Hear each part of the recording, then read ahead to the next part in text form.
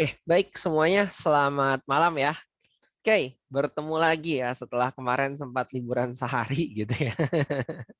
Oke, kalau gitu kita akan langsung mulai aja ya tentang materi kita di malam hari ini yaitu JavaScript fungsi, tapi yang bagian keduanya ya, karena kemarin bagian ke-1-nya sudah lewat. Oke, ini adalah agenda kita ya, review tentang fungsi, kita ngomongin built-in function sedikit, kemudian kita ngomongin scope and closures, kemudian Q&A, dan kita ngomongin sedikit tentang tantangannya. Oke, materinya terlihatnya sedikit ya poinnya ya, tapi tenang, banyak hari ini. Oke, kita ngomongin dulu tentang yang pertama-tama, review fungsinya ya. Oke, kita coba ingat-ingat lagi deh cara nulis fungsi ya di JavaScript itu gimana sih caranya. Oke, mungkin digedein sekali ya. Oke, baik. Kalau begitu, oh ada yang nanya Slido. Iya, sebentar. Terima kasih sudah diingatkan. Ini ya, untuk Slido kita di malam hari ini, saya kopikan linknya ke Zoom-nya. Terima kasih sudah menanyakan. Itu ya, link Slido-nya. Oke, kita akan kembali ke review fungsi dulu ya. Misalnya kita punya fungsi, ya udahlah ya, kita matematika lagi deh ya, ngomongnya ya. Nambah aja lah, fungsi penambahan ya. Oke, misalnya kita punya fungsi untuk untuk menambahkan angka gitu ya. Oke, maka kita punya beberapa cara untuk menuliskannya. Kalau yang kemarin kita sudah pelajari. Yang pertama adalah cara paling biasanya. Cara paling biasanya. Oke ya, kita ketik dengan menggunakan kata-kata function. Kemudian fungsi penjumlahan. Kemudian misalnya kita ingin menerima dua buah angkanya, dua buah parameternya. Jadi kita akan nulis di sini ya, misalnya parameter yang pertama dengan parameter yang kedua. Kita pakai curly bracket atau dalam kurung gitu ya. Kemudian kita akan ngapain di sini? Kita cuma ingin mengembalikan angka yang sudah dijumlahkan. Berarti kita tinggal menggunakan kata-kata apa? Mengembalikan. Boleh coba tulis di Zoom. Ngembaliin sesuatu. Berarti pakai kata-kata apa ya keywordnya? Return ya. Oke, terima kasih. Return. Return. Kita ingin nambah. Berarti param 1 ditambahkan dengan param 2. Oke, ini cara pertama. Cara klasik. Paling umum gitu ya. Ada lagi cara lain. Oke ya. Deklarasi fungsi sebagai variabel. Atau ngomongnya sebagai ekspresi katanya. Gimana caranya? Ya sudah, kita declare. Cons, fungsi penjumlahan. Oke, variabel nih katanya nih ya. Variabel fungsi penjumlahan. Tapi kalau kita ngomongnya mungkin EXPR ya. Ekspresi gitu ya. Oke lah, begini ya. Ekspresi ya. Gini kan ya. Begitu. Sama dengan kita bikin functionnya nih. Function. Anonymous function. Param 1, param 2. Oke, hasil dalamnya masih sama. Return param 1 tambah param 2. Oke, jadi kita jadikan dia sebagai variabel begitu ya. Ada lagi cara ketiga, cara paling males katanya. Cara paling males pakai arrow. Gimana caranya? Kita tulisnya sama ya kayak gini ya. Cons, fungsi penjumlahan ya, arrow. Caranya gimana? Ada yang bisa bantu mungkin di chat? Ada yang bisa bantu? Gimana ya cara paling malesnya begitu ya? Oke. Ya, pakai kurung buka, kurung tutup, kemudian ada panahnya katanya. Oke, kita akan gunakan yang ini ya. Param 1, param 2, panah. Oke. Kalau begitu kita ingin langsung aja, berarti menggunakan apa? Kita tinggal menggunakan param 1 ditambah param 2. Langsung seperti ini, tanpa perlu pakai return. Kalau one line, satu baris. Kenapa seperti itu? Karena katanya ini sama aja dengan seperti ini. Ya, ini sama aja. Tapi kalau dijadiin one line, ininya kita tidak perlu, return-nya kita bisa hilangkan. Begitu ya. Oke? Jadi bisa seperti ini dibikinnya. Oke? Itu kira-kira seperti ini cara bikin fungsi yang kita ketahui kemarin. Oke? Tapi ini kan kalau fungsi yang kita bikinnya itu sendiri. Oke ya. Jadi di malam ini kita akan mencoba untuk mempelajari beberapa fungsi bawaan yang sudah disediakan oleh JavaScript itu sendiri. Oke ya, kita lihat ya kalau gitu. Ada apa aja sih? Ini ya contohnya ya review tadi.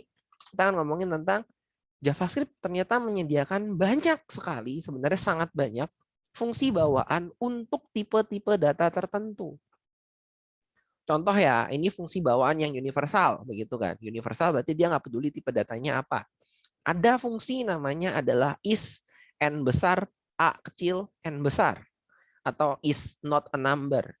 Untuk mengecek apakah sesuatu variabel atau suatu angka atau suatu nilai itu adalah none, not a number atau bukan. Dia akan mengembalikan tipe datanya adalah Boolean, berarti true atau false. Oke. Kemudian ada juga yang namanya adalah parse int, i-nya gede ya. Parse in. Ini untuk mengkonversi suatu string itu menjadi number. Ada juga yang namanya parse float. Ini untuk mengkonversi string menjadi angka yang ada komanya. Parse float ya. Oke. Ada juga nih fungsi-fungsi lainnya. Fungsi yang tergantung dari tipe datanya. Kalau yang ini enggak ya. Kalau yang ini tergantung dari tipe datanya katanya. Ada yang namanya number. Jadi kalau tipe datanya adalah number, kita bisa menggunakan fungsi bawaannya, yaitu toFix-nya. Ada yang namanya toString-nya. Oke ya, toFix itu berarti nanti kita akan menambahkan berapa angka di balik komanya. Gitu. Ada juga string-nya nih. Kalau tipe datanya adalah string, kita bisa juga pakainya split. Bisa pakai slice. Bisa pakai substring, bisa pakai to lowercase, bisa pakai to uppercase. Split sesuai katanya ini berarti untuk memisahkan ya, memisahkan si string berdasarkan suatu separatornya. Slice berarti buat motong, motong dari berapa. Substring berarti kita pengen milih dari yang indeks keberapa sampai dengan indeks keberapa dari stringnya. To lowercase sesuai namanya, berarti nanti semuanya jadi huruf kecil. To uppercase berarti juga kebalikannya dari to lowercase. Berarti semuanya nanti jadi huruf besar. Kira-kira seperti itu ya. Kemudian ada lagi array. Kalau dia tipe datanya adalah array. Oke, kita udah pernah ngomongin ya. Karena itu ada dot push, kita udah sempat pakai. Dot join untuk menggabungkan si array-nya menjadi sebuah string. Ada dot reverse untuk ngembalikin urutan dari array-nya. Dan ada satu lagi adalah dot sort. Itu buat mensortir secara ascending ya. Ascending itu berarti dari kecil ke gede. Gitu. Kemudian ada yang bawaan-bawaan lainnya juga. Tenang, kita habis ini kita akan demoin ya. Cuman harus dijelasin dulu kalau ternyata tergantung dari tipe datanya bisa ada banyak fungsinya gitu ya.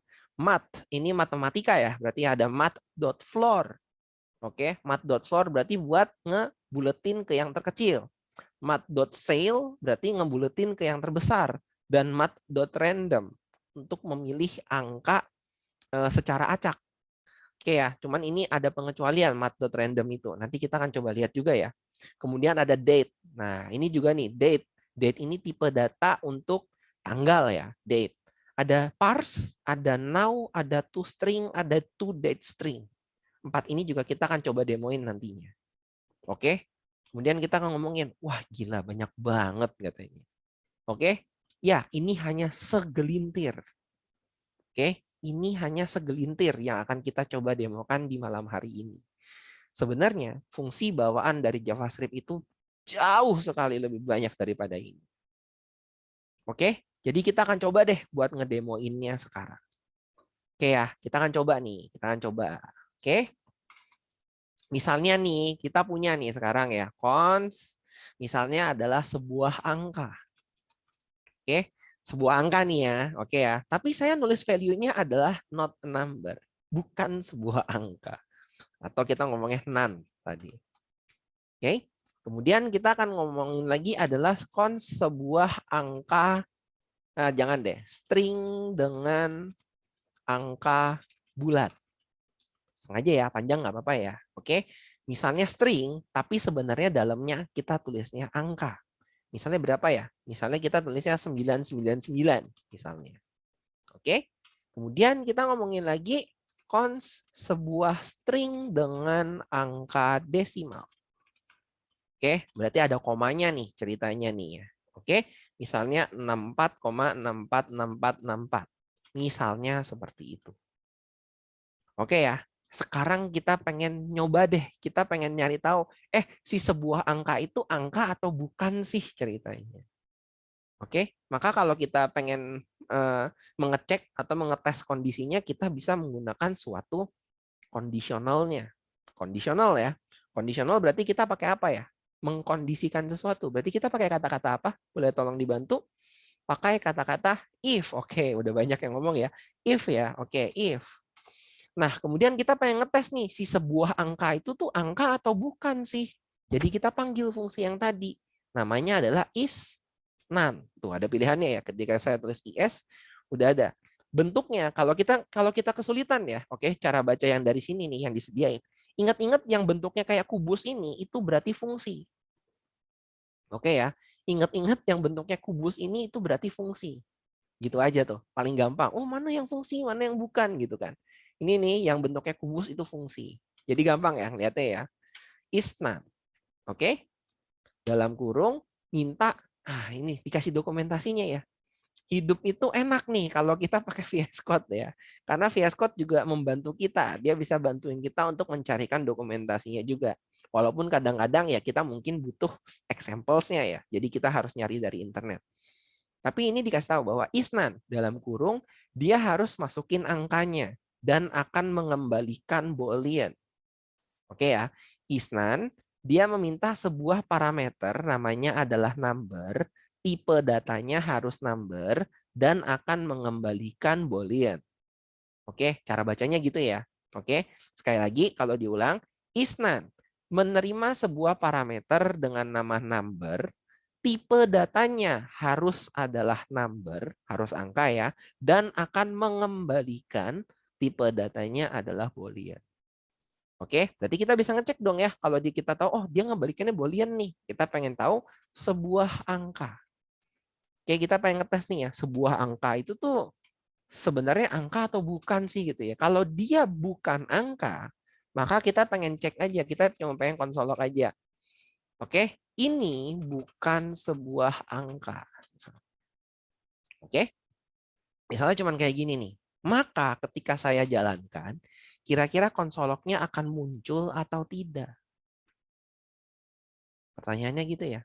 Oke, pertanyaannya kalau seperti itu akan muncul atau tidak?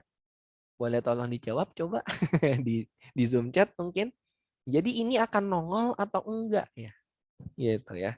Muncul, else-nya belum. Oke. If tidak harus selalu diikutin dengan else. Jadi di sini saya cuma pengen mengkondisikan kalau dia itu adalah bukan angka, is not a number, maka saya cuma pengen cetak ini. Apakah harus selalu dalam if ada else-nya? Maka jawabannya enggak juga. Tergantung kondisi atau keperluannya kita. Oke, di sini kita nggak mau pakai else ceritanya, cuma ada if-nya aja. Maka kita kalau coba jalanin ini bukan sebuah angka. Kenapa? Karena none bukan angka gitu kan katanya kan.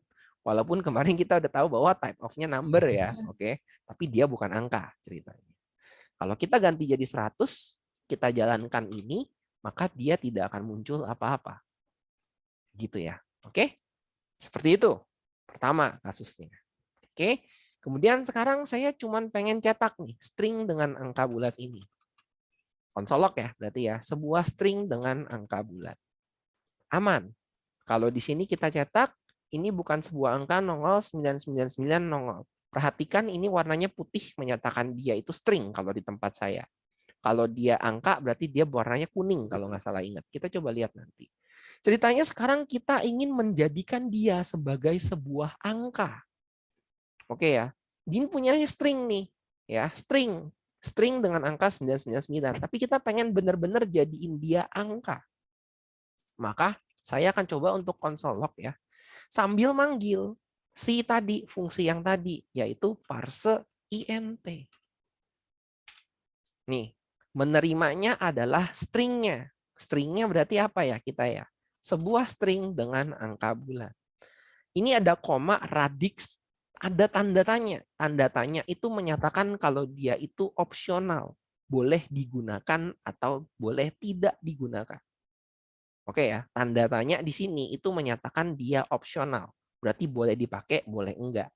Misalnya saya nggak mau pakai, karena saya nggak mau tahu dia ini pembulatannya berapa. Begitu ya. Oke, Radiksnya berapa saya nggak mau tahu gitu. Jadi di sini parse in, terima string, ngebalikinnya adalah number. Itu ya cara bacanya ya. Oke. Jadi sekarang kalau saya konsolok lagi, tuh dia berubah warnanya jadi kuning oranye gini ya. Menyatakan kalau dia ini sekarang menjadi sebuah angka. Bukan sebagai sebuah string lagi. Oke. Seperti itu ya kira-kira ya. Kalau bingung kita coba type of aja gitu kan. Type of. Kemudian kita type of. Gitu kan. Kita lihat yang atas itu string, yang bawah jadi number. Oke ya, terjawab ya. Jadi seperti itu ya kira-kira ya. Oke. Kemudian satu lagi, kita punya nih console log nih sebuah string dengan angka desimal. Misalnya, kemudian sekarang kita pengen nih, misalnya kita pakai tetap parse in, tetap ya, tetap pakai parse in. Console log, oke, pakainya parse in. Sebuah string dengan angka desimal. Kira-kira kalau kayak gini, si angka 64,646464 ini, itu kalau diparsein jadinya berapa ya? Oh, ada yang bilang jadinya 65, Kak. Gitu. Kita coba lihat ya. Ada yang bilang jadi 64. Oke, kita coba lihat ya. Tuh, jadinya adalah angka 64. Dia nggak kenal pembulatan ya, kalau pakai yang ini ya, parse in-nya ya. Jadi dia tetap jadi 64, koma belakangnya dibuang. Gimana kalau pengen tetap ada? Gitu ya. Maka kita bisa menggunakan bukan parse in, tapi pakainya parse float. Oke? Kita coba lagi sebuah angka desimal. Kalau kita jalanin lagi sekarang, dia jadinya sudah berkoma di belakang. Oke? Kira-kira seperti itu ya untuk yang kita coba dulu yang ini. Oke, sambil itu saya coba lihat di bagian ini. Kak, untuk apa dikonversi? Bukannya tipe data JS itu dinamik. Oke, terima kasih. Itu pertanyaan bagus ya. Pertanyaannya sekarang, ketika string ini kita pengen, misalnya nih ya, misalnya nih, oke, kita ingin, baik, pertanyaannya bagus ya. Misalnya saya punya cons sebuah angka, misalnya angka pertama adalah 1. Sekarang saya punya cons angka kedua. Angka kedua itu adalah 1 angka. Kalau saya console log angka pertama ditambah angka kedua, hasilnya apa ya? Ada yang bisa bantu nggak? Udah ada yang tahu ya jebakan Batman-nya di sini ya. Oke? Maka bukan jadi 2. Tapi kita lihat jadinya 11. Kalau saya punya 12 begini, ini jadinya apa ya? Ini 1 string, ini 12. Kalau tadi kan jadinya 11 nih gitu kan. Kalau kita tambahkan, dia akan jadinya 112. Nah, gitu. Jadi itu ya gunanya ya, walaupun kita tahu dia dinamis ya, maksudnya bisa disetel jadi apapun dalam satu tipe data. Tapi ketika kita ingin melakukan penjumlahan, kalau kita nggak declare dia jadi apa, dia bingung. Gitu loh. Fatal kan ini kan, kalau yang seperti ini. Harapan kita pengennya 13. Nggak bisa dong kalau pakai ini jadinya. Itu ya, terjawab ya yang ini. Anon, terima kasih sudah menanyakan itu. Oke, tergantung kebutuhan juga ya. Sebaliknya, kalau misalnya kita punyanya angka, kita pengennya jadi yang lain-lain ya, kita juga harus nyoba-nyoba dulu, konversi dulu. Gitu ya. Jadi walaupun dinamis, tapi ada batasan dinamisnya juga. Kalau dia nggak bisa nebak ya, dia jadinya begini. Hati-hati seperti itu. Oke, kemudian kita lanjut ya. Nggak ada yang nanya kan? Oke, kita lanjut. Kalau gitu untuk yang number selanjutnya. Oke ya, kita punya yang tipe datanya universal punya, parse in, parse float, segala gitu itu bisa dipakai. Sekarang kita punya nih, misalnya cons angka lagi deh. Ya, misalnya kita punya angka yang ada komanya, benar-benar yang ada koma, tapi komanya banyak banget gitu ya. Misalnya 3,1417 berapa lagi sih habis itu? Ya nggak tahu lah ya, 1417 misalnya seperti itu aja deh ya. Oke, kalau salah saya mohon maaf ya. Itu kalau nggak tahu itu angka pi gitu kan. Oke, saya cuma ingat 5 ternyata. Oke, habis itu saya cuma pengen cetak console log angka lagi deh. Oke, yang di atas saya komen dulu ya, biar kita nggak pusing. Oke, kalau ini saya console log, ya udah dia akan console log angka sebagaimana mestinya. Begitu kan? Ternyata saya nggak suka kalau kebanyakan koma di belakangnya. Nanti kepala saya meledak misalnya. Saya cuma pengen ada 2 angka di belakang koma aja deh. Gitu ya. Oke. Saya cuma pengen ada 2 angka di belakang koma aja deh. Maka cara apa yang bisa saya gunakan? Maka caranya adalah kita konsol log. Ya, si angka lagi deh. Nah, ini bedanya ya. Kalau dia berdasarkan tipe datanya ya. Berarti kalau kayak gini kan kita langsung pakai nih parse in, parse float segala gitu ya. Isnan kan langsung dipanggil. Kalau kita ingin menggunakannya tadi to fix dan to string ya, maka kita harus menambahinnya pakai fungsinya itu di belakang si variabelnya. Jadi kita pakai dot di sini, kemudian kita pilih namanya to fix. Jadi beda nih. Kalau yang tadi universal kita bisa panggil langsung parse in, parse float. Kalau yang sesuai dengan tipe datanya, berarti kita panggilnya di belakangnya pakai dot to fix. Itu sama aja dengan kayak kita menggunakan array. Array dot push gitu kan. Nah, itu juga tergantung tipe datanya. Ya, ini juga sama, tergantung tipe datanya. Number bisa pakai dot to fix. Oke, kita misalnya cuma ada berapa digit katanya. Misalnya kita cuma pengen 2 digit lah. Oke ya, perhatikan baik-baik di sini to fix itu mengembalikan tipe datanya adalah string. Jadi hati-hati ya. Walaupun kita bisa mengubahnya jadi berapa angka dibalik berapa dibaliknya gitu kan. Komanya ada berapa, tapi dia itu jadinya string. Jadi dia warnanya putih nih. Oke. Kalau misalnya pengen jadi angka lagi gimana misalnya? Berarti kita tinggal menggunakan di depannya kita bungkus lagi dengan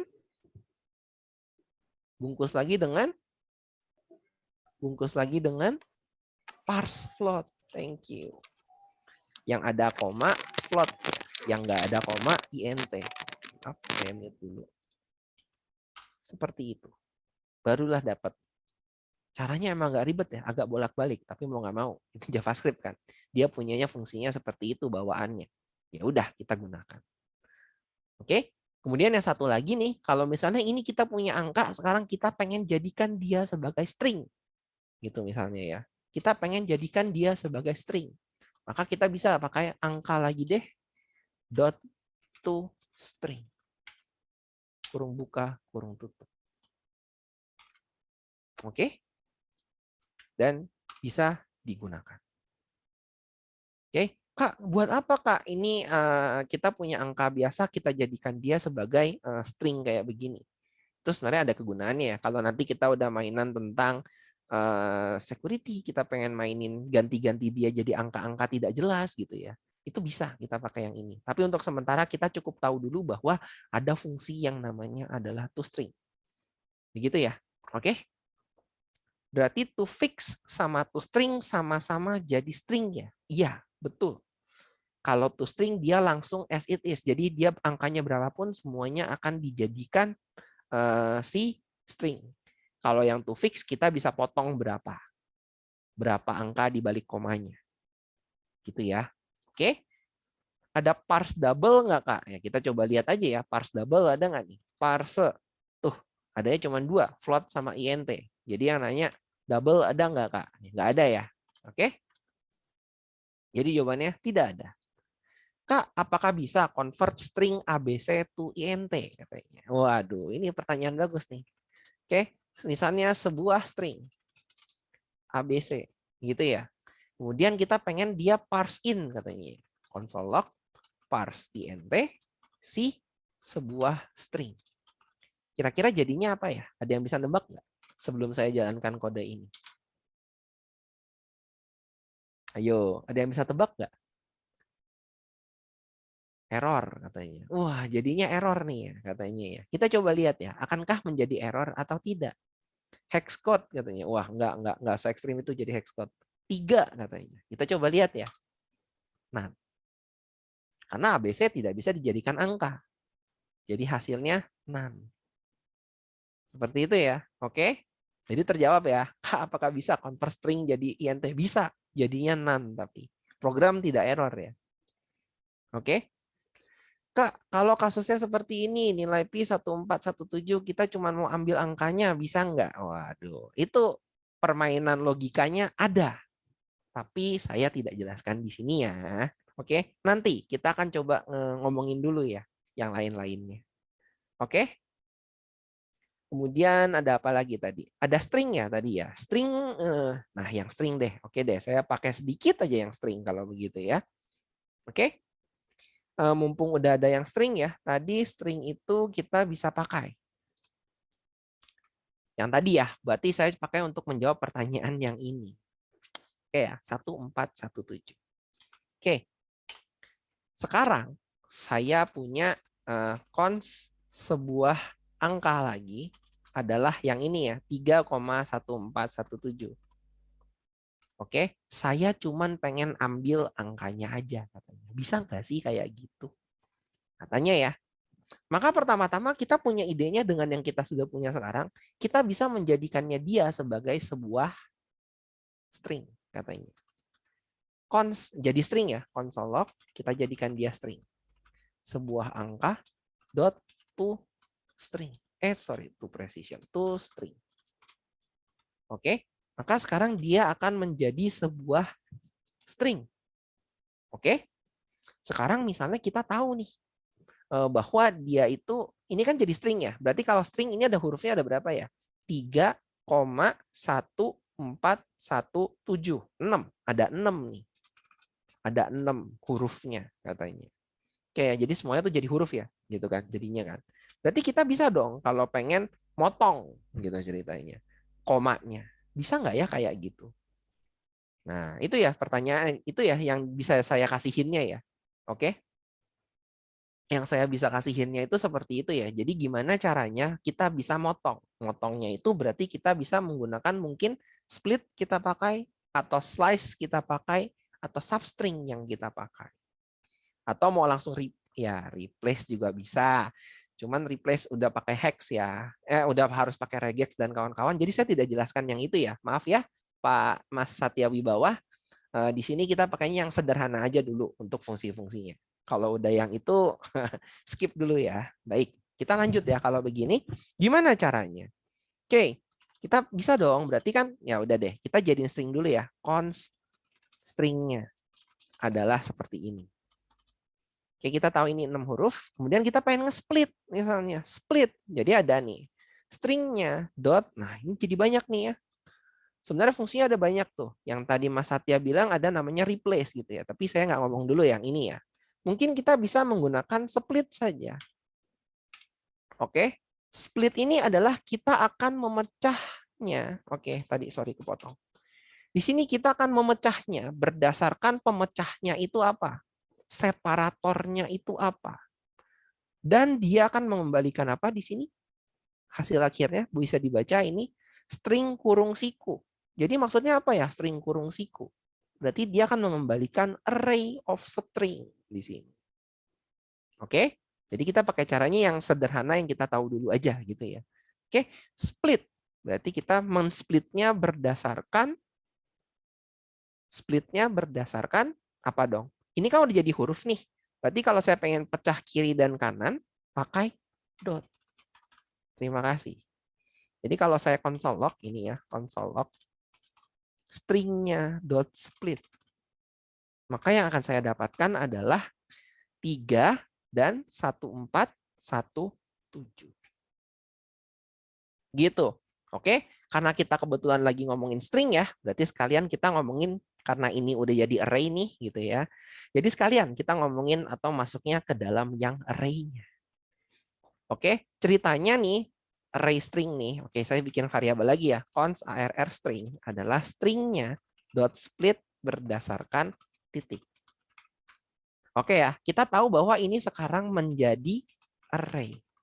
Berarti kita bisa memanfaatkan fungsi yang ada di dalam array. Fungsi yang ada di dalam array yang bisa kita pakai kemarin apa? Ada push, ada join, ada reverse, ada sort yang kita tahu sekarang. Oke, maka kita bisa aja nih ya. Kita lagi pakai join dulu ya kalau gitu ya. Console log kita arr string kita tinggal gunakan dot join mungkin. Separator. Kita nggak ada separator kan. Oke, kita nggak punya separator. Berarti separatornya cuman ya udah apapun itu kita gabungkan. Katanya ya, separatornya berarti cuman string kosongan saja. Maka ketika kita jalankan ini lagi, hasilnya jadi 3, 1, 4, 1, 7. Jadi terjawab ya, caranya salah satunya bisa ini. Ingat, cara bisa banyak ya. Cuman ini cara paling sederhananya yang kita paling gampang untuk kita belajarin sekarang ini.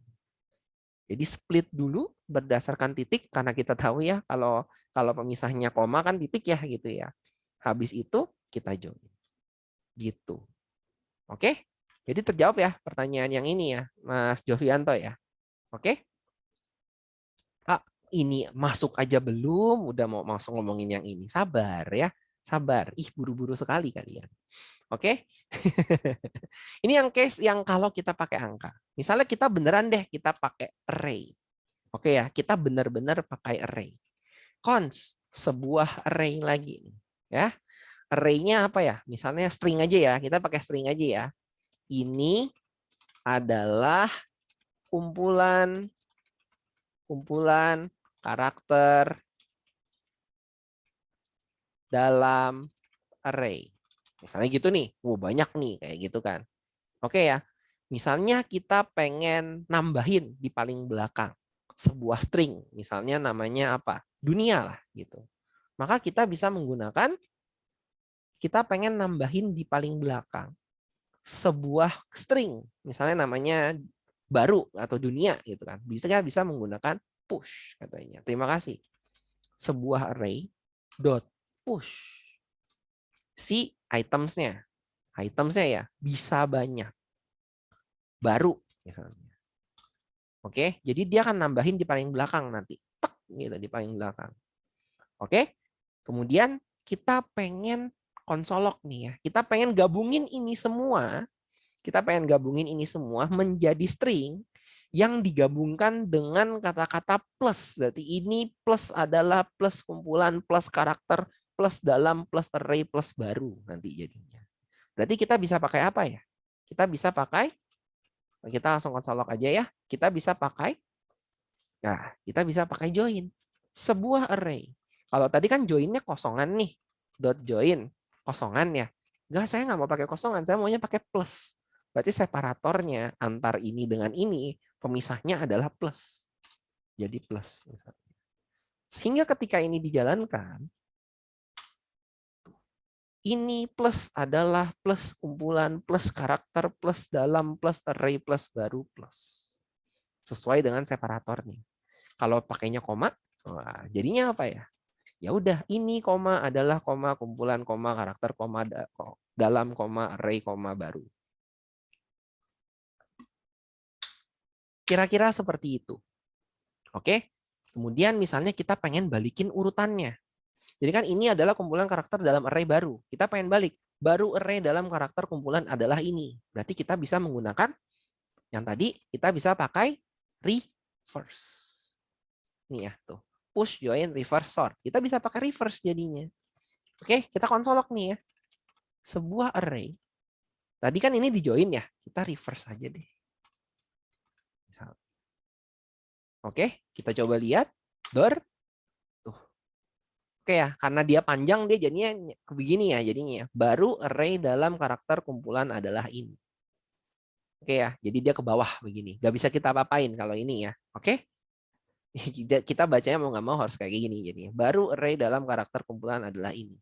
Dibalik nih jadinya ini urutannya. Dan yang terakhir adalah kalau kita pengen sortir secara ascending berdasarkan karakternya. Berarti kita bisa menggunakan console log sebuah array dot sort. Oke ya, sort yang kita ketahuin sekarang seperti ini dulu ya, secara ascending. Kita nggak usah tahu dulu. Mungkin ada yang bakal nanya, Kak, kalau saya pengen sortirnya kebalik gimana bla bla bla. Nah, itu nanti ya. Oke? Atau misalnya sortirnya harus ada apa cara-cara tertentu. Nanti sabar tahan dulu. Pertemuan selanjutnya. Oke? Tuh, adalah array baru dalam ini karakter kumpulan. Oke, ternyata bisa loh kayak begini. Oke. Lalu sekarang misalnya mungkin ada yang udah tahu, wah Kak kayak gini ribet banget sih Kak. Bisa nggak sih kalau saya pengen gabungin aja deh habis join reverse sort segala gitu bisa nggak sih Kak gitu ya. Misalnya kita punya let array yang baru adalah sebuah array. Sekarang saya pengen sortir deh ceritanya duluan. Jadi saya pengen sortir dulu nih. Dot sort. Oke, berarti kan dapat ya yang kayak tadi ya, adalah array baru dalam karakter ini kumpulan gitu kan ya. Oke, saya pengen balik. Saya pengen balik urutannya. Jadi pengennya tuh kumpulan karakter ini dalam baru adalah array. Berarti gimana caranya? Oke. Jadi fungsi itu yang seperti ini kita bisa rantaikan. Kenapa? Karena pada saat kita dot sort, kita lihat dia mengembalikan array of string lagi. Ya. Karena dia mengembalikan array of string, berarti kita bisa dong, kan array. Kita tahu array punya built-in function. Berarti kita bisa dong, kita pengen balikin. Berarti misalnya pakai dot reverse. Oke? Dot reverse. Reverse ini ternyata mengembalikan array of string lagi. Misalnya sekarang saya pengen, nah itu artinya ya. Kalau saya pengen join Kak, bisa nggak sih sekalian? Bisa. Dot join. Misalnya joinnya pakai apa ya? Pakai minus deh ya, karena kita dari tadi belum ada minus. Minus. Bisa nggak kalau kayak gini? Oh, jadinya ke samping ya. Oke. Karena belum melebihi batas. Oke, kira-kira kalau ini saya konsol log nih, array baru, jalan nggak? Atau akan terjadi error? Ini konsol lognya saya tutup dulu ya, yang ini sisa-sisanya. Maka jalan atau enggak? Kita coba lihat. Dor, jalan. Jadi jawabannya bisa digabung nggak? Bisa, selama dia ngebalikinnya itu ya. Oke? Dan ternyata pada saat join, ini kan udah ngebalikinnya string. Oke ya? Ini kan udah ngebalikinnya string. Berarti kalau ini ngebalikinnya udah jadi string, saya bisa nggak pakai fungsi yang untuk dipakai sama string? Contohnya apa? Saya pengen bikin dia jadi huruf besar semuanya. Huruf besar semua berarti pakainya apa ya? Masih ingat? Ada yang ingat tadi fungsinya? Dot to uppercase. Ada pilihannya ya. To uppercase. Kurung buka, kurung tutup. Dia mengembalikan string lagi. Convert all the alphabetic characters in a string to uppercase. Apakah bisa seperti ini kalau kita jalankan? Dor, jalan. Kumpulan ya jadinya ya. Tapi kita harus lihat nih, kita hover nih. Kita udah mulai harus baca dokumentasi ya. Antara dokumentasi yang disiapin sama VS Code-nya langsung, ataupun kita cari sendiri. Oke ya. Ini punya array, array of string dia tahu. Ketika kita sort, dia mengembalikan array of string lagi. Berarti kita bisa dong pakai fungsi yang array, bisa. Jadi bisa di dot reverse. Reverse ternyata ngebalikin string lagi. Array of string lagi, maaf. Berarti karena dia array, wah kita pengen gabungin, bisa nggak ya? Join, bisa. Kenapa? Karena dia untuk array kan. Oh ternyata pada saat join, kalau kita pengen reverse lagi, bisa nggak? Nggak bisa. Kenapa? Karena pada saat join, dia ngebalikinnya udah string. Jadi nggak bisa reverse lagi. Reverse kan harus array. Berarti jadinya ketika dia ini jadi string, kita bisa menggunakan fungsi yang dipakai untuk string. Misalnya apa? Kita pengen gedein dia semua. To uppercase. Jadi bisa nih. Oke? Istilah kerennya ini namanya adalah method chaining. Rantai metode ya atau rantai fungsi. Oke? Maksudnya adalah seperti ini. Istilah kerennya itu method chaining. Gitu ya, teman-teman ya. Oke? Seperti itu. Oke, ada yang nanya lagi? Kak, kasih contoh bentar ya, yang ini bentar, sabar. Habis ini. Sampai di sini dulu. Ada yang mau nanya nggak? Masih aman? Ini live-nya ini kenapa ini? Ini yang nanya tumben itu apakah karena terbingung-bingung karena fungsinya banyak sekali gitu ya. Oke, jangan bingung ya. Kalau misalnya kan nanti kita bingung, Kak, string itu punya fungsi apa aja sih gitu kan atau array itu punya fungsi apa aja sih? Kalian bisa buka langsung dari MDN. MDN, string, JavaScript, method gitu misalnya. Ada apa aja sih gitu kan. Nah, kalian bisa lihat di sebelah kiri, jauh lebih banyak daripada yang saya omongin. Tuh ya tuh, ada anchor, ada add, big, blink, bold, char add, bla bla bla. Jauh lebih banyak daripada yang saya omongkan.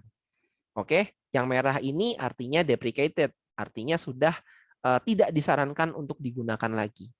Dan yang ini berarti eksperimental, berarti masih bisa berubah nanti ke depannya. Karena kembali lagi ya, JavaScript itu kan bahasa yang berkembang terus-menerus gitu kan.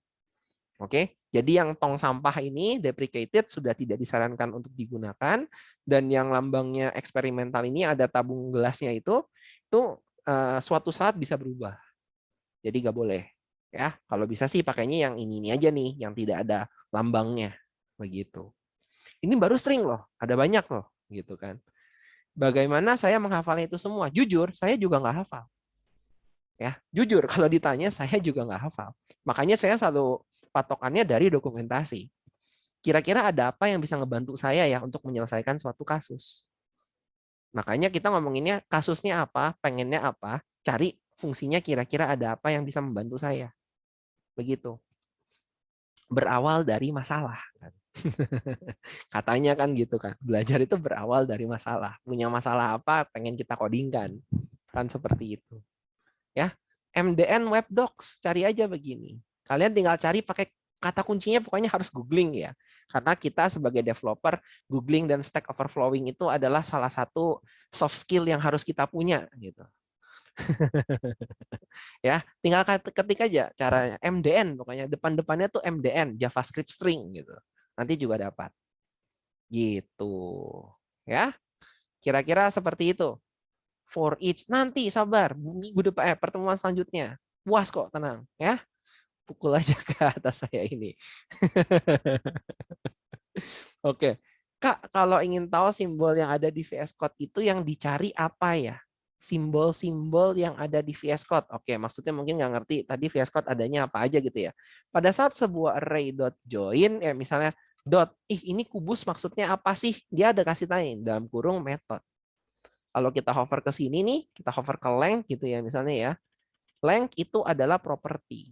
Makanya selain kita harus tahu apa fungsinya ada apa aja, kita pun harus tahu ya istilahnya ya. Method itu adalah function, fungsi. Sama ya artinya ya. Pengertiannya property. Property itu berarti adalah ya propertinya gitu kan. Variabel apa? Kayak variabel pendukungnya ya ngomongnya itu ya properti kan. Gitu. Ya. Kira-kira seperti itu ya. Semoga terjawab ya. Pas di hover lihat dalam kurungnya itu maksudnya apa. Mungkin itu yang dimaksud ya sama Anon yang ini ya. Oke, terima kasih. Nggak ada lagi, kita lanjut ya kalau gitu ya. Kita lanjut kalau gitu yang tadi ditanyain yang ini. Floor sale dan random. Oke ya. Ini perhatikan baik-baik ya. Soalnya ini agak berat nih yang ini nih. Ngomong duluan nih, disclaimer. Ini udah agak berat. Oke. Misalnya kita punya sebuah angka desimal sekarang. Oke ya. Cons angka desimal. Oke, misalnya angka desimalnya berapa ya? Jangan pakai 3,14 lagi deh. Kita pakai 9,42. Nah, misalnya kayak gitu deh, ya. Oke. Kita pakainya 9,42, angka-angka jelas gitu kan. Random banget gitu ya. Misalnya sekarang kita pengen belajar untuk membulatkan angka, pembulatan angka. Oke. Kita pengen ngebulatin angka. Maka kita bisa menggunakan tadi ya, console log, console log. Oke. Tapi sekarang kita pengen ngebuletin ya. Ngebuletin itu berarti kita nggak bisa pakai angka desimal dot apa. Nggak bisa. Kita harus menggunakan kata-kata adalah matematiknya ya. Oke. Itu adalah salah satu objek bawaan dari JavaScript ya, yang bisa membantu kita. Namanya math. M-A-T-H. Tuh, interface katanya dia ya. Mathvar. Oke, math. Ada apa aja nih? Dia punya banyak fungsi di sini. Oke. Sebenarnya ada banyak ya. Tuh, kita lihat aja tuh. Mau pakai pi juga sebenarnya bisa langsung math.pi gitu kan. Jadi nggak usah nulis apa sih? Berapa sih gitu kan. Nggak usah. Tinggal tulis aja math.pi itu. 1415. Oh, bukan 17 ya, maaf ya. 1415920053 bla bla bla. Nah, tuh. Tinggal pakai math.pi gitu kan. Udah dikasih tahu. Nggak usah kita tulis lagi jadinya, ya. Ada lagi yang lain-lain, yaitu salah satunya, salah duanya yang akan kita gunakan. Pertama-tama adalah math.floor. Floor. Kita lihat ya, floor dalam kurung. Tuh, dia menerima sebuah parameter bernama X yang merupakan sebuah angka. Dia bakal ngebalikin angka. Oke ya. Returns the greatest integer less than or equal to its numeric argument. Katanya dia ya. Oke, kita coba lihat nih sekarang. Oke, kalau pakai floor, floor kan artinya lantai ya. Lantai berarti dia pembulatannya ke bawahnya. Angka desimal. Sekarang kalau saya jalankan node main.js, kira-kira jadinya apa ya? Jadinya, oke, teman-teman bisa nebak ya. Udah ada yang bisa nebak ya. 9 katanya, walaupun ngomong 3. Oke, 9 ya. Oke, jadi pembulatannya ke bawah. 9. Oke, sebaliknya, kalau saya pakainya adalah yang tadi, mat dot, berarti kebalikannya ya, atasnya. Berarti sale, angka desimal. Kira-kira ini akan ngehasilin berapa ya? Nah, kira-kira kalau kayak gini akan ngasilin apa? 10. Ada yang ngomong 10, ada yang ngomong tetap 9 katanya. Kita coba lihat ya, yang benar yang mana? Yang benar adalah 10. Oke? Jadi dia nggak kenal ya 9,5 lebih berarti ke atas gitu kan. Enggak kayak gitu dia. Oke? Nah, kemudian yang satu lagi nih. Katanya ada yang namanya angka acak ya, angka acak. Berarti kita bisa pakai console log mat dot, tadi katanya angka acak adalah random. Oke ya, random. Oke, tapi mat.random ini, sorry, kalau kita lihat dari dokumentasinya tadi, returns a pseudo random number between 0 and 1. Jadi dia mengembalikan angka acak secara pseudo ya, berarti semi gitu, antara 0 dan 1. Waduh, maksudnya apa tuh? Coba ya, kita jalankan program ini 3 kali. 1, 2, 3. Dia akan mengembalikan angka acak antara 0 sampai dengan 1. Antara 0 sampai dengan 1. Nah, dia ngebalikinnya ternyata seperti ini. Angka acaknya ternyata seperti ini. Waduh, gak jelas banget kakak kayak begini. Lalu gimana dong kak kalau misalnya kita pengen main dadu? Waduh, dadu nih sekarang kita pengennya nih ya. Cons angka dadu misalnya. Oke, angka dadu tuh berarti dari berapa sampai berapa sih? Angka di dalam dadu berarti dari 1 sampai dengan, nah, gitu ya. Caranya gimana kalau kita pengen pakai? Sebenarnya banyak caranya ya, oke? Tapi kita bisa menggunakan salah satu caranya. Mat.randomnya berarti sekarang akan kita kalikan dengan angka maksimalnya. Angka maksimalnya berarti 6 ya katanya ya. 6. Oke? Berarti kalau kayak gini, kita bisa dapat angkanya itu dari 1 sampai 6 katanya. Apakah benar seperti itu? Kita coba lihat ya. Angka dadu. Katanya seperti itu. Kita coba lihat ya, kita jalanin. 3, 5, 1, 4, ya kan? 5, 0, bahkan. Ya kan? Jadi angkanya itu 0 sampai dengan 5,9. Berarti caranya supaya kita mendapatkan angkanya pasti dari 1 sampai dengan 6 gitu ya. Mat.random itu kan between ya. Between 0 dan 1. Berarti kan dari 0,0 sampai dengan, kalau mat.random itu berarti 0,0 sampai dengan 5,9999999. Dia nggak bakal pernah menyentuh angka 6. Oke ya. Berarti gimana caranya supaya kita bisa ngedapetin angkanya itu setelah dikali 6. Oke ya, setelah dikali 6 gitu ya. Angkanya itu bisa dapat dari 1 sampai dengan 6. Berarti kita harus pakai sale. Mat.sale. Nah, udah mulai nih ya matematikanya dipakai ya. Waduh, udah mulai panas nih Kak, katanya ada matematika. Iya, selamat datang. Ngoding kita nggak bisa jauh-jauh dari mat dikit-dikit ya, gitu ya maksudnya ya. Oke, dor. Dapatnya 5, 2. Kita coba lihat ya, 5, 3, 4, 6. 6 dapat, 1 dapat. Apakah dia bisa dapat 7? Kita coba lihat ya, nggak bisa. Dapatnya 1 sampai dengan 6. Karena kita pakai sale ya. Dari 0 sampai 5,99 dikalikan 6. 0 sampai 0,999. Maaf ya, bukan 5, ya. 0,0 sampai 0,9999 dikalikan 6. Berarti kan hasilnya dari 0, sekian gitu ya. 0,0 sekian-sekian ya. Sampai dengan itu kan. Di mat cell ya berarti jadinya akan menjadi 1 sampai dengan 6. Begitu jadinya. Oke, maaf ya tadi typo ya, bukan 5,99 ya, tapi 0,999. Kalau dikali 6 berarti akan menghasilkan 0, ya XXX lah ya, di atas 0 dan di bawah 5,9 gitu kan. Nah, berarti kan gimana caranya? Berarti pakai Matseo. Buat dapetinnya dari 1 sampai dengan 6. Begitu.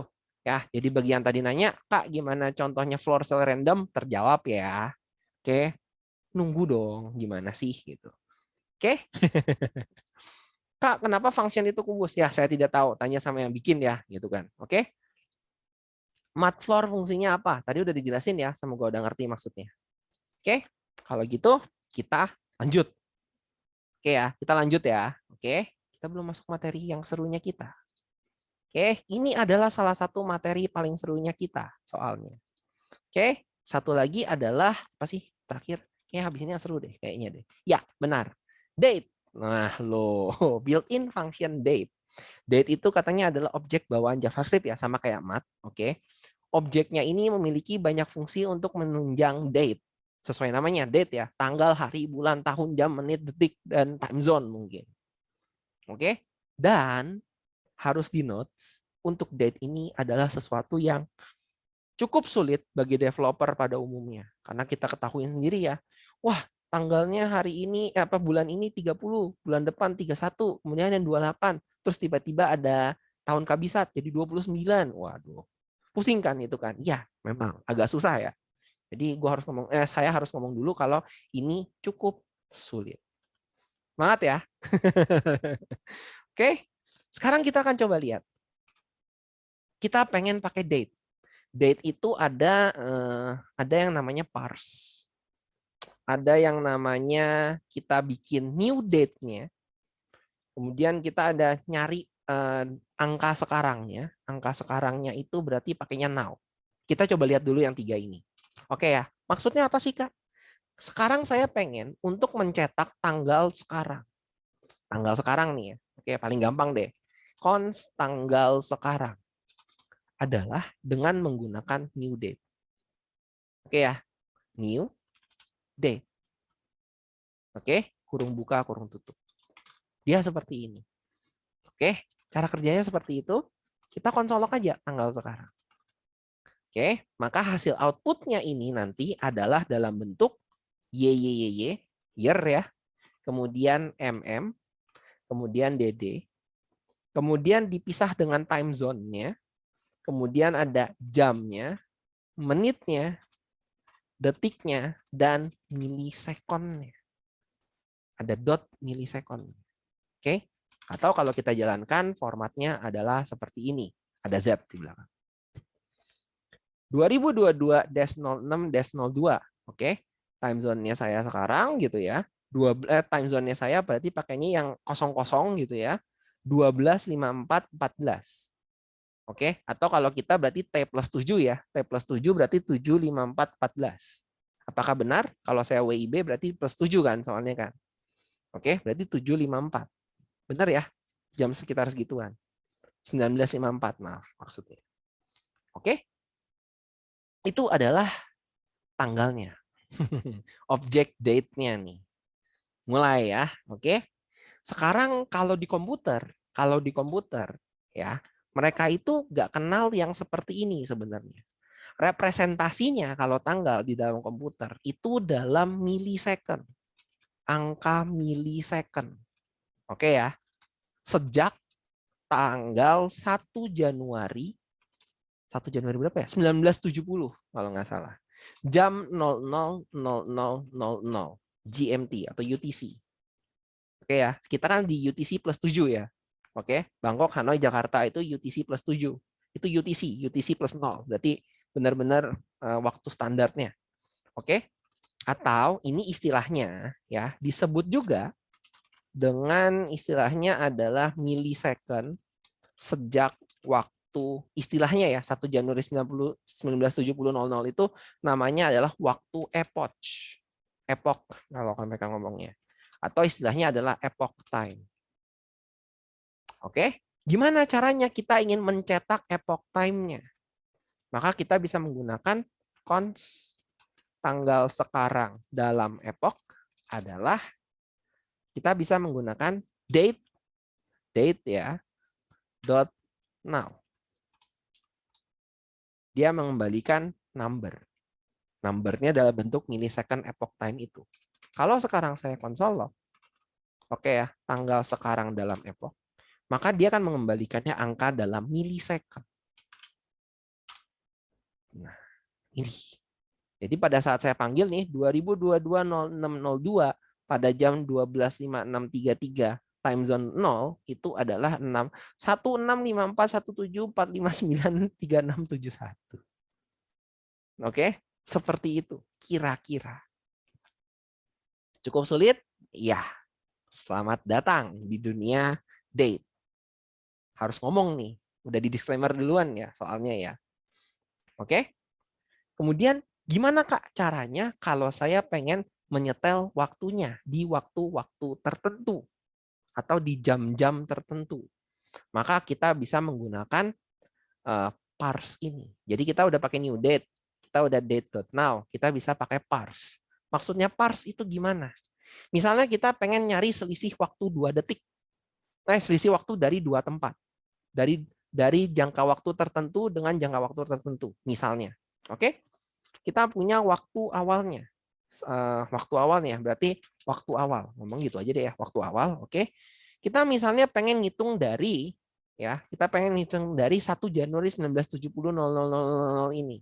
Oke, maka kita bisa menggunakan namanya adalah date.parse.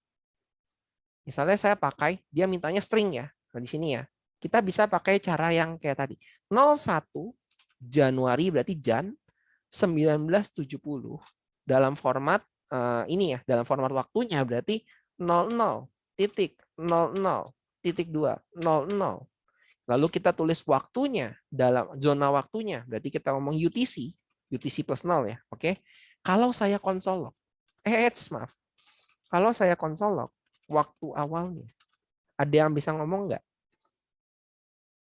Ya, kalau tadi angka milisecond sejak 1 Januari 1970, berarti kalau saya parse-nya terhadap 1 Januari 1970 0000 juga, berarti selisihnya adalah 0. Terima kasih yang udah ngomong ya. Jadi selisihnya adalah 0. Ingat, ini selisih waktu ya. Selisih waktu dari sekarang sampai dengan terhadap 1 Januari 1970. Oke, karena parse-nya saya jadiin tanggalnya yang segini nih, jadi selisihnya 0. Oke, misalnya sekarang saya pengen sekarang tuh tahun 2022 ya, berarti 1 Januarinya misalnya. Waktu sekarang misalnya, waktu yang ingin dibandingkan lah ya, yang ingin dibandingkan. Oke, adalah date.parse. Kita nulis lagi nih stringnya nih ya. 1 Januari 2022 karena kita lagi tahun 2022 00.200.200 UTC. Jadi kita pengen nyari selisih waktunya. Oke ya. Gimana dong caranya kalau kayak gitu? Oke, ada yang bisa tahu nggak? Kita langsung aja tulis kalau kayak gitu ya. Waktu yang ingin dibandingkan. Karena dia pasti ngebandingin terhadap ini, gitu kan. Dia akan ngebandingin terhadap epoch time selisihnya. Maka selisihnya adalah tuh 164099520000. Nah, tuh. Segitu. Itulah selisihnya dalam milisecond dari 1970 ke 2022. Mulai pusing dengan angka-angkanya? Ya mohon maaf ya, ini harus dikasih tahu soalnya. Karena ini adalah salah satu yang sering digunakan, yang sering dimanipulasikan, namun paling agak ribet untuk memanipulasinya. Oke? Kemudian kalau kita pengen cetak nih, waktu asalnya ini, berarti yang waktu yang ingin dibandingkan ini ya, kita pengen cetak, ya tentunya dengan zona waktunya. Kayak kan kita dapatnya sekarang ini nih, kita dapatnya sekarang ini, gitu kan. Waktu yang ingin dibandingkan kan dapatnya angka ini. Kita pengen cetak, gimana ya caranya? Kita bisa aja menggunakan console log, pakai kita new date lagi, berdasarkan new date itu bisa menerima parameter waktu yang ingin dibandingkan ini. Oke, kita pengen cetak, dot to string. Returns a string representation of the date. Oke ya, tadi kan kita console log dapatnya ini. Kita pengen cetak berdasarkan catatan waktunya. Kita coba lihat ya, jadinya apa? Tuh. Jadi 1 Januari 2022, 07.00 GMT 7, Indo-China Time. Itu adalah hari Sabtu. Oke ya, karena komputer saya pakai sistemnya +7. Jadi dia ngikutin bacanya +7 juga. Kalau mungkin teman-teman yang ada di zona waktu yang lain, mungkin dia akan mengikuti sistemnya. Ya. Jadi bisa saja berbeda ya. Ada ya kalau misalnya sistemnya teman-teman pakai +8 ya dia bakal +8. Atau mungkin ada yang +2 ya dia +2. Kalau ada yang -2 ya berarti dia mengikuti -2-nya. Kira-kira seperti itu. Oke? Ini kalau ada zona waktunya. Kalau nggak ada, pakainya apa? Kita bisa lagi pakai yang ini. Nama fungsinya adalah, dia ada banyak ya tadi ya. Dot to, tuh ada banyak tuh. To date string, to ISO string, to JSON, dan kawan-kawan. Teman-teman bisa nyoba-nyoba sendiri nantinya ya. Yang akan saya gunakan di sini to date string. Maka di sini kita lihat Saturday, Januari 1, 2022. Tanpa jam, tanpa GMT plus berapanya. Atau UTC plus berapanya. Kira-kira seperti itu untuk yang date ya. Oke, memang banyak banget fungsinya. Cuman ini yang cukup sering digunakan. Jadi ini yang dikasih tahu ke teman-teman. Oke, ya kira-kira seperti itu ya. Oke, kita lihat dulu ke Q&A. Waduh, Kak, kalau mat clock apa ini? Maaf ya, tidak mengerti ya. Maksudnya apa ya? Mat dalam kurung gitu ya. Maksudnya apa ini? Mohon maaf, saya tidak mengerti yang ini. Sorry. Tolong diperjelas ya. Maaf, saya nggak jawab dulu. Kak, kalau fungsi array-nya ada banyak, sort, reverse, join, dikerjainnya dari depan. Sementara kalau mat floor, dikerjainnya dari belakang. Mat floor dikerjainnya nggak dari belakang kok. Mat floor dikerjainnya dari depan juga. Gitu. Bedainnya gimana ya, Kak? Mat floor tidak dikerjakan dari belakang ya. Maksudnya gimana sih dikerjakan dari belakang? Misalnya kan mat floor nih, yang tadi. Mana itu mat floor? Mat.floor. Oke. Yang ini. Ini dia nggak ngerjain dari belakang kok. Dia kan mat cell. Dia ingin membulatkan. Oke ya. Dia ingin membulatkan suatu angka acak yang telah dikalikan dengan 6. Kan maksudnya begitu. Oke. Maksudnya kan begitu ya. Dia mat.cell dalam kurung ya. Mat.random, angka acak yang dikalikan dengan 6 akan kita bulatkan. Kan gitu maksudnya. Cara bacanya kan seperti itu. Kalau yang ini maksudnya, kamu punya sebuah array, ya kan? Dia tipe data array. Tipe data array punya built-in function, namanya sort. Jadi disortir. Karena dia mengembalikan array lagi, jadi bisa di reverse. Oke, karena ini built-in function di dalam array. Kemudian di dot join, gitu kan? Di dot join digabung, ya kan? Jadi string. Kemudian tuh uppercase jadi string lagi. Gitu. Oke? Maksudnya gitu ya, jadinya ya. Semoga terjawab ya yang ini. Mohon maaf, saya jawabnya begitu dulu. Angka dadu, bla bla bla. Kok ada for? Kok ada for ya? Kenapa? Kak, kalau fungsinya kayak gini ngasilin angka yang sama bukan random. Iya, karena mat cell itu, mat random itu kan, ya, oke. Kan kamu memanggilnya mat random itu kan sekali nih, angka antara 0 sampai dengan 1 dikali 6 gitu kan ya. Kemudian di sel kan dibuletin. Oke, kalau misalnya ini di looping, oke, baik, pertanyaan bagus ya sebenarnya ya. Kalau misalnya ini di looping, for let i sama dengan 0, i kurang dari 2, i plus plus misalnya. Kemudian saya panggil konsol log angka dadu, maka hasilnya adalah sama dua-duanya, nggak bakal beda. Kenapa? Karena kan mat cell-nya dipanggilnya di dalam sini. Kalau kamu pengen randomize, berarti kamu harus panggilnya di dalam sini juga. Di dalam sini. Berarti ini harus jadi let. Oke, seperti itu ya kira-kira ya teman-teman ya. Halo, halo, aman nggak? Tes, aman nggak? Aman nggak? Jadi ini harus pokoknya harus dipanggil terus lah gitu maksudnya. Oke? Harus dipanggil supaya angka acaknya bisa berubah. Kalau nggak dia nggak berubah. Intinya seperti itu. Ini kebetulannya ya tadi ya dapatnya 3 sama 3 ya. Itu kebetulan. Oke, harusnya bisa beda. Oke, terjawab.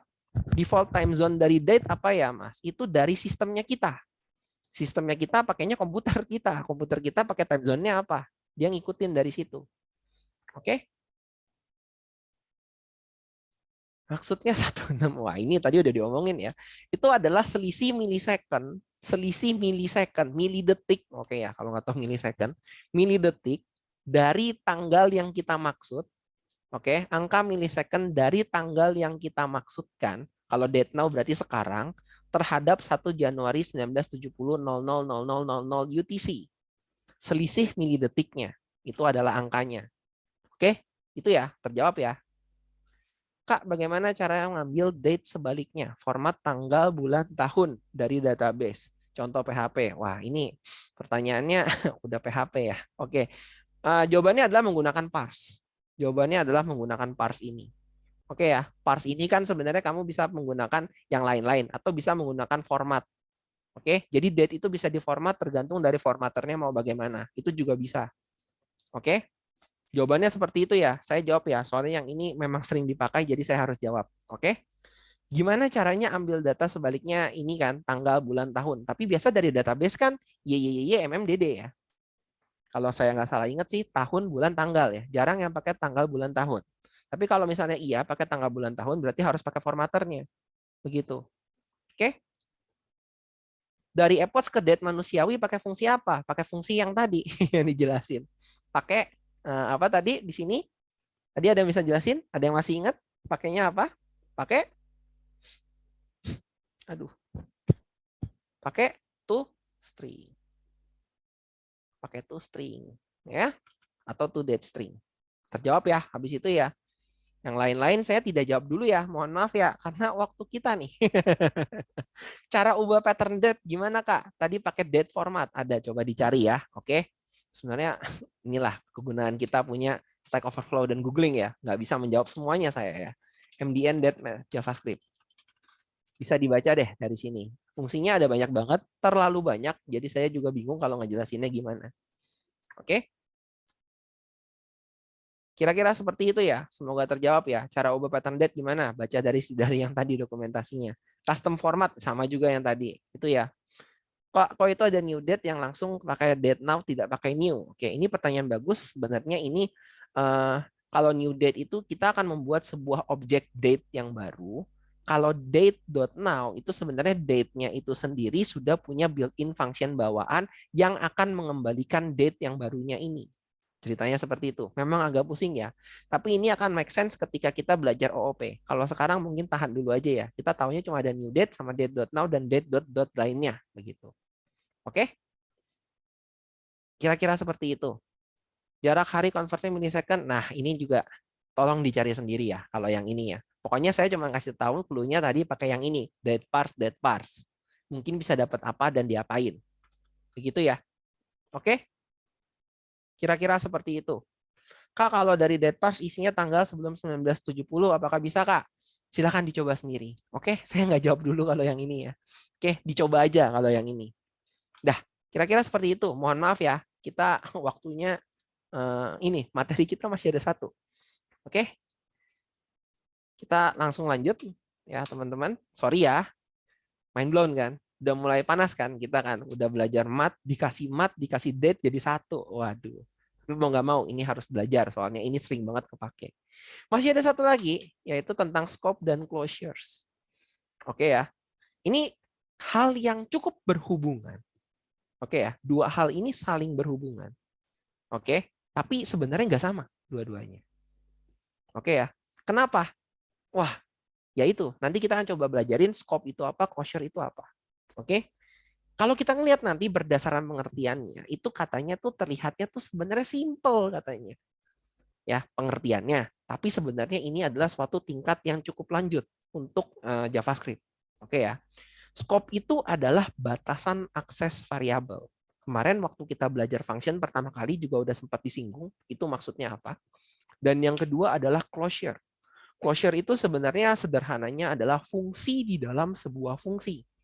Tapi dia bisa mengakses variabel di luar skopnya dari dalam skopnya. Oke ya. Jadi dia bisa mengakses variabel di luar batasannya dia. Gitu. Tapi dari dalam batasannya dia. Oke ya. Maksudnya agak bingung ya. Nanti kita akan coba contohin. Oke. Dan warning, hati-hati, ini masuk ke scope section. Oke, scope section. Oke, untuk scope yang pertama kali kita harus ketahuin itu ada dua istilahnya. Oke ya, dua yang paling penting yang kita harus tahu ya. Yang satu namanya adalah global scope. Variabelnya itu ditaruhnya di level global. Oke, dan karena dia dari level global, itu artinya dia bisa diakses. Variabel itu bisa diakses dari mana aja. Karena sekali lagi ya, dia global.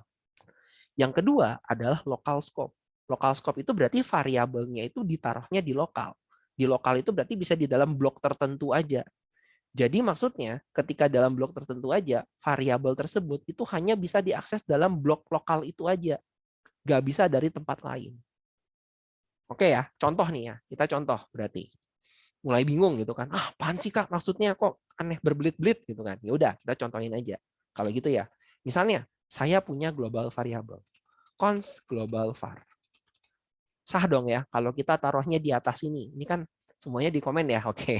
Berarti ini paling atas ya. Asumsinya ini paling atas. Oke. Berarti kita bisa ngomong dong. Ini variabel global. Oke ya, karena dia paling luar. Ditaruhnya di paling luar. Oke. Misalnya sekarang di dalam sini saya bikin sebuah fungsi. Sebuah fungsi. Const. Misalnya fn ya. Adalah kita pakai arrow. Oke ya, kita pakai arrow. Oke. Kemudian di sini kita di dalam fungsi ini kita bisa declare variabel nggak sebenarnya, teman-teman? Pertanyaannya itu dulu. Di dalam sini sebenarnya kita bisa declare variabel nggak?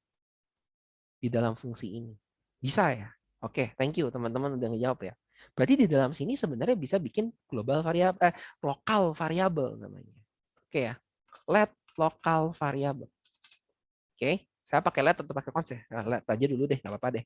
Ya, ini variabel lokal. Oke, sekarang pertanyaannya, kalau saya console log global var di sini, program akan error atau enggak? Kira-kira. Ya. Jadi saya panggil nih ya, fn-nya saya panggil gitu kan. Kira-kira aplikasi ini akan berjalan enggak? Gitu ya. Oke, akankah error? Akankah error? Maka banyak yang jawabnya enggak ya katanya ya. Oke, kita coba ya kalau gitu ya. Kita jalanin kode ini.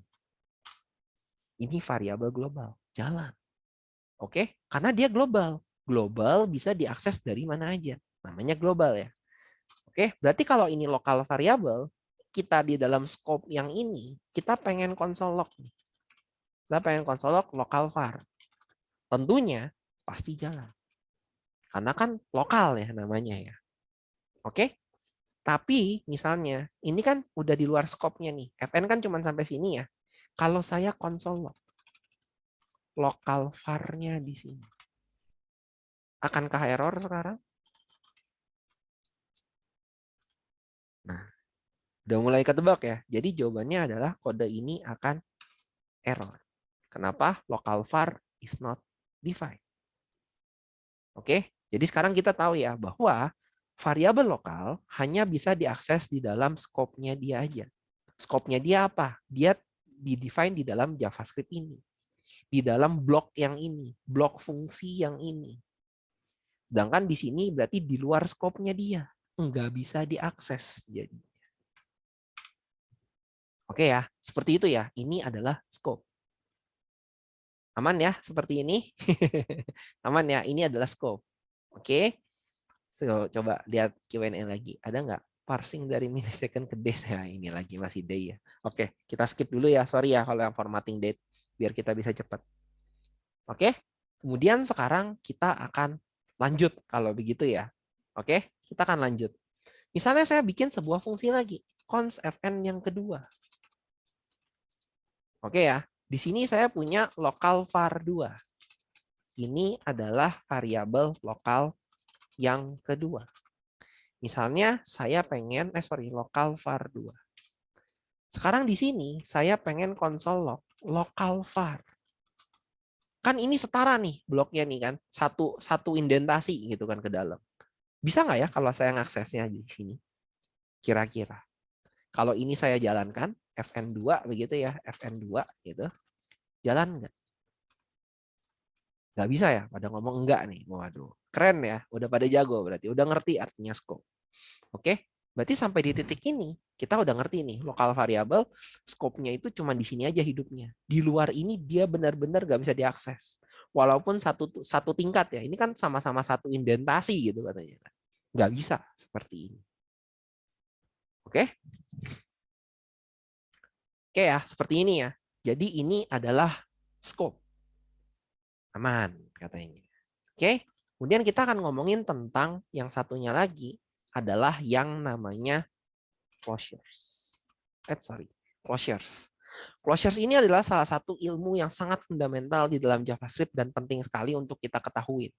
Oke, tapi jujur buat tahu ini itu butuh pengertian yang pendalaman yang lebih. Oke ya, dan sedikit bocoran sedikit aja gitu ya. Ini adalah salah satu bahan yang sering ditanyakan saat interview yang berhubungan dengan JavaScript. Jadi kalau developer gitu ya, ditanyainnya tentang JavaScript programmer, closure itu sering jadi pertanyaan jebakan. Oke. Oke, kalau nggak tahu singkatnya closures itu adalah sebuah nested function. Nested function. Oke ya, nested function yang bisa mengakses variabel di luar scope-nya. Maksudnya apa ini? Nested function yang bisa akses variabel itu di luar scope-nya. Oke, kita coba lihat ya. Kita punya contoh lagi sekarang. Global variabelnya gue nggak buang. Ya, jadi sorry, yang ini saya tidak buang. Ya, variabel global tetap ada di sini. Oke ya. Kemudian sekarang saya akan membuat fungsinya. Oke ya, fungsinya nih. Saya pakai fungsi biasa dulu deh. Sebenarnya mau pakai arrow juga bisa ya. Cuman di sini biar kelihatan aja. Oke. Ya. Ini misalnya saya punya fungsi yang bagian luarnya. Karena fungsi yang pertama ya. Fungsi tingkat pertamanya. Oke. Istilahnya fungsi yang di luar. Fungsi yang pertama itu istilahnya adalah outer function. Oke, atau istilah kerennya doang ya, ini ya istilah kerennya di dalam closures, istilah kerennya adalah higher order function, fungsi yang kastanya lebih tinggi katanya. Oke, kita punya di dalamnya variabel lokal, const local var adalah misalnya ya udah ya, ini variabel lokal. Oke, lalu ternyata sekarang tadi istilahnya closure apa? Nested function. Loh, berarti di dalam function sini itu kita bisa mendeklarasikan sebuah fungsi juga. Nah, loh. Function di dalamnya ada function. Oke ya, fungsi dalam.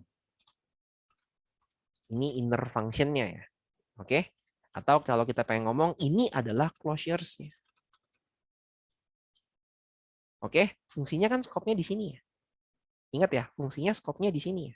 Oke, sekarang di dalam sini, saya cuman pengen nge-return. Oke ya, saya cuman pengen nge-return.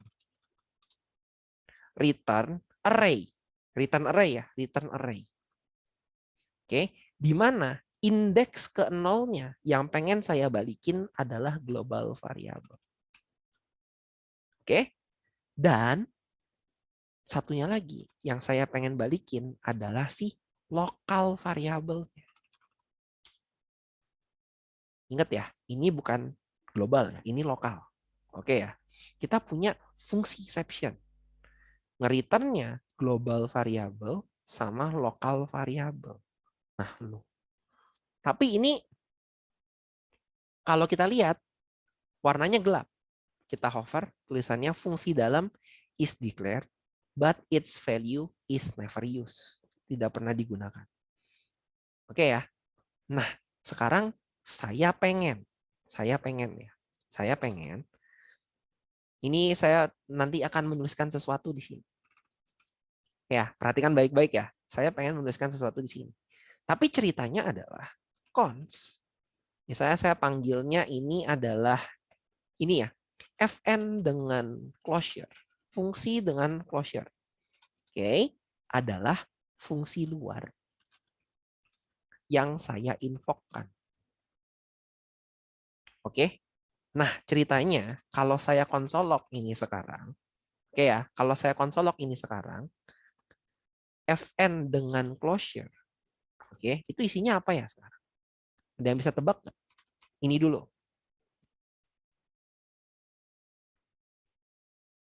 Oke, ada yang langsung ngomong ya. Jawabannya adalah kosong, undef. Oke, kita lihat ya, yang benar yang mana nih? Closure jawabannya. Waduh, tebaknya udah asal-asalan gitu ya. Kita coba lihat sekarang. Door, undefined. Oke, kenapa? Karena fungsi ini tidak mengembalikan sesuatu. Oke, berarti pertanyaannya saya, memungkinkan nggak kalau saya return? Oke, memungkinkan nggak kalau saya return? Tapi yang saya return itu sekarang adalah si fungsi dalamnya. Tapi tidak saya invoke ya. Ingat ya, saya balikinnya fungsi dalam, tapi tidak saya invoke. Oke, ingat ya, saya returnnya fungsi dalam, tapi saya tidak invoke. Oke ya, bisa nggak ya kayak gitu? Kita coba lihat. Nah, ada yang bilang enggak nih sekarang nih. Ada yang bilang iya, ada yang bilang enggak nih. Oke, kita coba lihat ya, apakah bisa. Oke, sekarang dengan seperti ini, kalau saya not main JS kan, maka returnnya adalah function. Function yang bernama fungsi dalam. Oke, fungsi ini. Fungsi ini. Fungsi. Berarti fn dengan closure itu akan mereturnkan sebuah fungsi. Berarti kalau ini kan fungsi, berarti bisa nggak ya kalau saya jalanin? Kalau saya pengen jalanin fungsinya, berarti saya harus call fungsinya atau saya harus invoke fungsinya. Berarti kalau ini saya jalankan sekarang, ya hasilnya apa ya? Kita coba lihat ya, hasilnya apa ya? Array. Ini variabel global, ini variabel lokal. Welcome to the closures. Ya kan? Functionception. Fungsi di dalam fungsi. Dia bisa nge-return fungsinya. Waduh, apa ini maksudnya? Kok bisa? Gitu kan? Oke. Ingat nih ya, pada saat kita panggil fungsi luar di sini, oke, fungsi luar itu kan ini ya. Oke ya, fungsi luar kan ini. Nah, saya pakai annotate ya kalau gitu ya. Oke, ini kan fungsi luar. Ini fungsi luar ya. Oke. Fungsi luar pada akhirnya itu akan mereturn si fungsi dalam. Oke ya, fungsi luar akan mereturn fungsi dalam. Berarti pada saat fungsi luar ini saya invoke, ya kan, dia akan mereturn fungsi dalam dan akan dimasukkan ke variabel fn dengan closure. Oke, kemudian berarti fn dengan closure ini return-nya adalah fungsi dalam yang berupa fungsi, ya kan? Jadi variabel ini berupa fungsi. Oke, karena dia fungsi, berarti bisa saya call. Bisa saya call, yaitu saya invoke di sini. Maka dia ketika kita fn dengan closure, fungsi dalamnya di invoke, return-nya adalah global var, local var. Kita konsolog. Hasilnya jadi ini variabel global, koma ini variabel lokal. Global var, koma lokal var. Gitu ceritanya. Oke, ini gunanya apa? Wah, di dalam sini kita bisa modif macam-macam di dalam sini. Gitu. Ini karena skalanya kita masih kecil, jadi ngerasa, wah ngapain sih kayak gini, closures gak ada gunanya gitu kan. Tapi di skala gede, ini bisa nge-scoping variabelnya kita. Bisa mengisolasi variabelnya kita. Gitu. Ini karena scale-nya kita masih kecil, jadi kayaknya, wah nggak guna banget ini closure. Gitu. Oke, contoh nih, contoh satu lagi ya, berarti ya kalau masih pusing ya. Closure itu memang tingkat lanjut sih, memang. Ya, oke. Kita contoh lah ya dengan yang cukup gampang kalau begitu ya. Oke, kita cuman punya function increment. function increment. Oke ya, kita function increment gampang dong. Increment kan nambahin angka ya. Oke, misalnya sekarang saya punya, ini kegunaannya buat apa? Gitu kan sekarang kan. Kalau ada yang nanya closures itu kegunaannya buat apa? Oke ya, closures itu kegunaannya buat apa? Pasti nggak jelas nih, pasti banyak nanya. Kak, buat apa saya meribetkan diri saya untuk membuat fungsi di dalam fungsi? Oke ya, kenapa? Nah, kita lihat sekarang. Misalnya kita punya nih, let counter adalah 0. Oke, saya cuman pengen mereturn, mengembalikan counter yang sudah ditambahkan. Oke ya, return plus counter.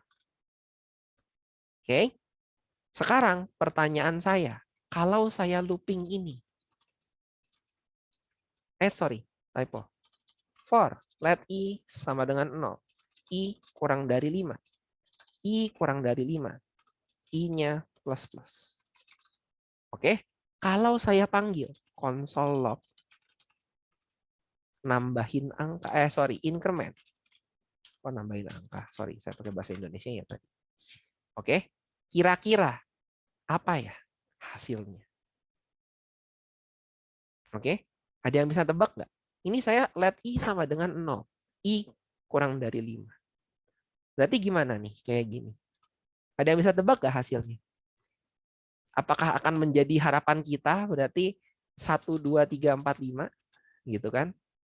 Ya kan harapan kita pengennya begitu kan? Kita coba lihat ya. Kita jalankan hasilnya adalah 1, 1, 1, 1, 1. Nah, loh kok bisa gitu? Ya kan karena skopnya di sini. Let counternya 0, returnnya plus counter. Setelah selesai, kita panggil lagi, counternya 0 lagi. Return plus counter. Jadinya 1, 1, 1, 1, 1. Gitu. Sekarang ceritanya, kita pakai closure. Kita mengisolate angkanya. Function increment V2 misalnya. Oke ya. Di sini kita counternya juga sama, 0. Di dalam sini kita bikin function increment closures. Oke, kita bikin di sini. Isinya apa? Return plus counter. Oke, di sini fungsinya kita returnin. Return increment closures. Oke, sekarang kita panggil lagi. For, kita bikin let i sama dengan 0. I kurang dari, misalnya 10 deh sekarang deh. I plus. Sekarang kita panggil console log increment V2. Kita info. Kira-kira hasilnya apa ya? Ada yang bisa bantu nggak? Kira-kira apakah hasilnya masih akan 1 kali? Gitu ya. Kita coba lihat ya. Apakah masih? Enggak. Jawabannya adalah function increment closures. Nah, loh, terjebak semuanya ya. Berarti caranya buat jadiin itu, nah, dipanggil lagi, invoke lagi. Waduh, hasilnya masih 1, 1, 1, 1, 1, 1. Terjebak semuanya. Nah, loh, kok bisa gitu, Kakak? Nah, ada yang bisa jawab? Oke ya, ya udah ya, kita coba nih pakai yang returnnya di sini deh langsung deh. Apakah bisa kalau dengan yang seperti ini? Gitu ya. Kita coba dulu ya, jalan nggak ya ini ya. Ini juga saya sering terjebak kok, tenang aja. Closure itu tingkat lanjut saya juga sering terjebak kok. Oke, waduh. Dor, wah terjebak nggak bisa. Kenapa ini ya? Kok nggak bisa ya? Ada yang bisa ngejelasin nggak? Kok nggak bisa ya ini? Tuh 1, 1, 1 juga. Kenapa mesti invoke 2 kali? Karena pada saat kita return function ini, kita return plus counter gitu ya, itu jadinya nggak jalan di sini. Gitu. Ada yang bisa ngejalanin? Oke? Karena sekarang kita harus pakai cara di sini kita declare. Const increment angka adalah increment V2. Kita invoke dulu buat ngehasilin si increment closures-nya. Jadi di sini yang akan saya panggil adalah increment angka. Oke, karena di sini menghasilkan function, saya bisa invoke. Atau caranya begini deh, sama kayak yang tadi ya, biar kita belajarnya sama. Kalau dengan begini, sekarang hasilnya harusnya normal. Tuh, gitu ya, jadinya ya, tergocek semuanya. Gitu.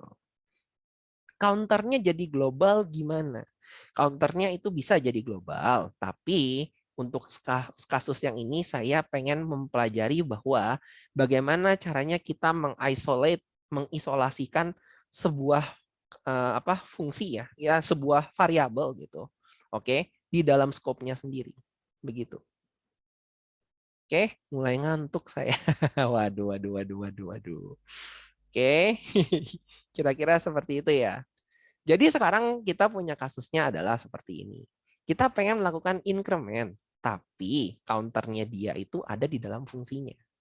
Oke, kalau kita pakai caranya as it is, sebagaimana mestinya, berarti kalau kita punya scope-nya adalah variabel di sini, kita return plus plus counter, kita langsung console log saja, oke ya, kita langsung console log saja, oke.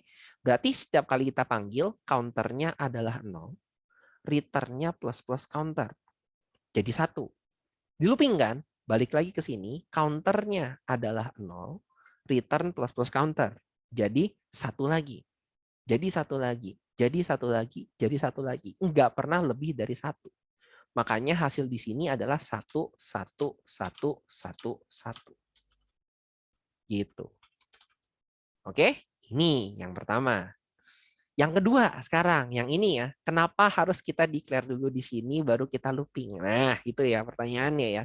Pasti banyak yang nanya seperti itu. Kenapa harus kita function dulu baru kita beginiin? Oke. Pada saat kita memanggil increment v2 yang di sini ya, kita memanggil increment v2. Increment v2 ini akan mengembalikan sebuah fungsi. Namanya increment closures. Oke. Jadi increment angka ini isinya adalah sebuah fungsi dengan nama increment closures. Oke, di mana pada saat di sini kita mendeklar ini counternya pasti 0. Oke, counternya pasti 0. Lalu kita looping. Kita looping nih. Ya kan? Kita looping. Console log kita panggil increment angka, berarti kita manggil increment closures kurung buka kurung tutup. Ingat bahwa pada saat kita di sini kita sudah mendeklar bahwa counternya pasti 0. Berarti pada saat dia plus plus counter, ya kan? Dia plus plus counter nih di sini, berarti counter yang awalnya 0 jadi 1. Counter yang awalnya 1 sekarang jadi 2. Counter yang awalnya 2 jadi 3. Kenapa? Karena kita nggak ngedeklar ini ulang kan. Jadi bloknya tetap di sini, cuman yang berbeda yang ini. Gitu.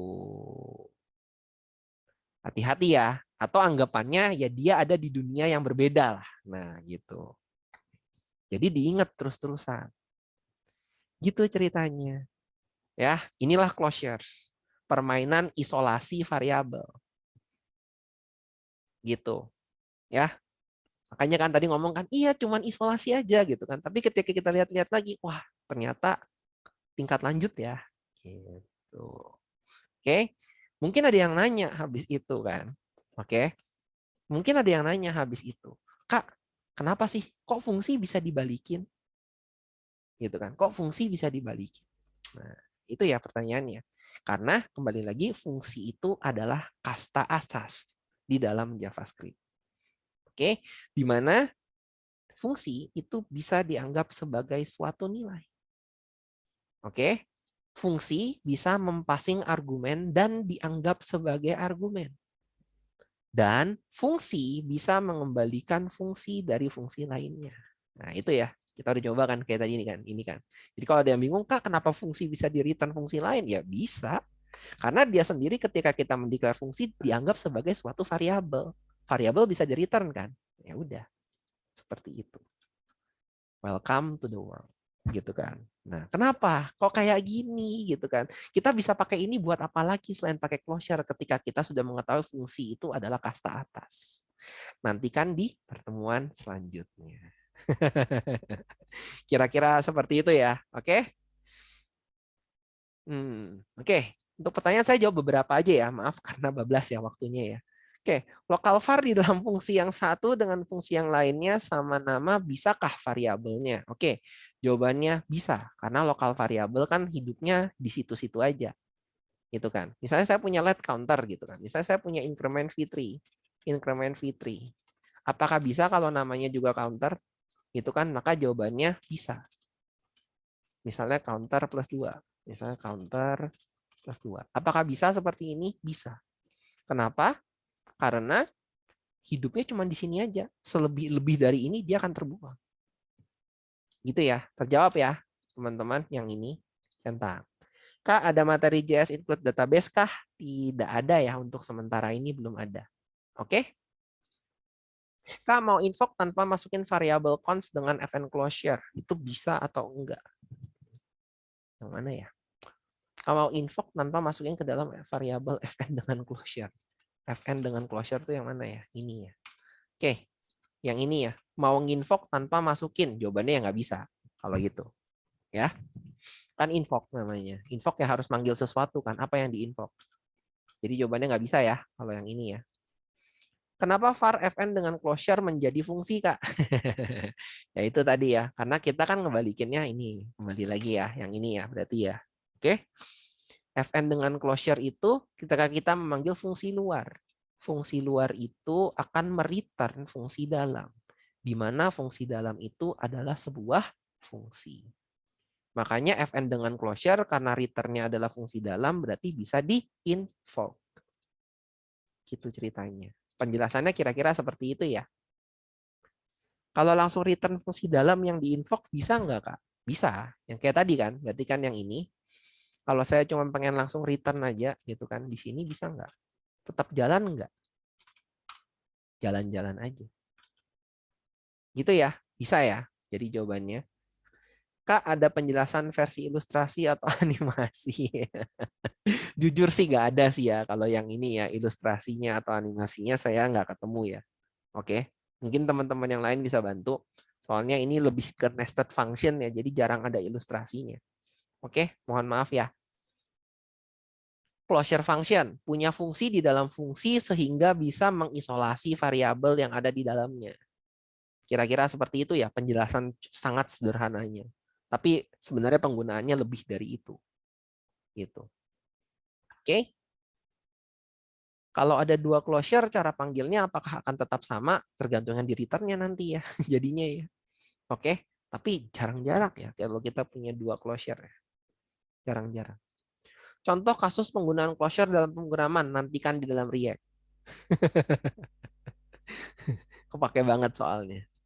Kenapa di increment kedua ketika returnnya di invoke hanya mengembalikan nilai 1? Oke. Kenapa increment V2 ketika returnnya di invoke returnnya di invoke hanya mengembalikan angka 1. Maksudnya di sini kali ya. Kalau di dalam sini maksudnya ya. Oke, kalau di dalam sini berarti increment angka akan mengembalikan, increment angka. Nggak bisa ya. Si ini ya, sorry. Berarti kan yang ini sama yang ini kan tadi kan. Console log si increment V2 invoke gitu ya maksudnya ya. Kenapa kalau kayak gini hasilnya itu 1 terus? Oke, karena pada saat increment V2 kita invoke, counternya akan di reset jadi 0 lagi. Kemudian kita invoke, kita panggil lagi ini, gitu kan jadinya 1. Kalau kita invoke lagi, kita looping kan ya, berarti increment V2 di invoke lagi, ketika di invoke dia jadi 0 lagi. Di plus lagi jadi 1. 0 lagi, di plus lagi jadi 1, sehingga hasilnya selalu 1. Gitu cara bacanya. Ya. Tips readability pada saat closure. Tidak ada. Readability pada saat closure harus memahami JavaScript. Itu jawabannya. Ya, mohon maaf ya, itu jawabannya nggak ada memang. Makanya closure itu adalah salah satu tingkat lanjut ya sebenarnya. Tapi harus dijelasin. Karena ya kembali lagi ya, yang udah sering interview pertanyaan JavaScript pasti udah tahu. Closure itu salah satu pertanyaan jebakan yang sering banget ditanyain. Gitu. Oke, sorry ya. Aduh. Bisa nggak Kak dalam higher order function berisi banyak closure? Oke, jarang sih ya sebenarnya ya. Oke, tapi jawabannya kalau ditanya bisa atau enggak, bisa-bisa aja. Tapi hati-hati ya pakainya ya. Itu aja sih. Oke, kira-kira seperti itu. Saya closure sampai endloser. Maaf ya, sekali lagi ya, materinya memang seperti itu. Oke, kalau invoknya console log increment v2 bisa nggak Kak? Tanpa const increment angka. Increment v2 tanpa increment angka. Bisa, jawabannya nanti jadinya function. Tuh, function yang bernama increment closure. Kan kita returnnya increment closure kan ini. Gitu kira-kira. Oke ya, terjawab ya teman-teman. Dah, itu dulu. Bablas dong, waduh. Oke, baik. Maaf ya, bablas ya. Sekarang saya ngomongin berarti tentang challenge kita ya, berarti ya. Oke, yang ditunggu-tunggu nih, challenge kan. Materinya habis kan, benar nggak sih? Ya, benar. Q&A habis itu waktunya tantangan. Betul. Ya, berarti sekarang kita akan ngomongin tentang challenge-nya ya. Challenge-nya itu di sini. Kita copy dulu. Dar, itu ya, GitHub-nya ya. Kita lihat soalnya kayak apa. Jebret, nah gitu kan. Enggak kok, nggak ribet-ribet kok. Hubungannya sama date aja gitu kan. Nggak ada closure-nya. Aman gitu ya. Nih, pada tantangan ini Anda diberikan kasus yang harus Anda selesaikan ceritanya. Case-nya, Anda diberikan sebuah data berupa array of string. Ya, kira-kira sebagai berikut array of string-nya. Semuanya date. Oke. Buatlah sebuah fungsi dengan nama sort date yang akan menerima argumen berupa array of string yang diberikan di atas. Kayak gini ceritanya. Oke. Kemudian kalian juga harus menerima posisinya. Jadi sort date ini menerima argumennya array of string dan posisi. Posisi keberapa yang akan dicari.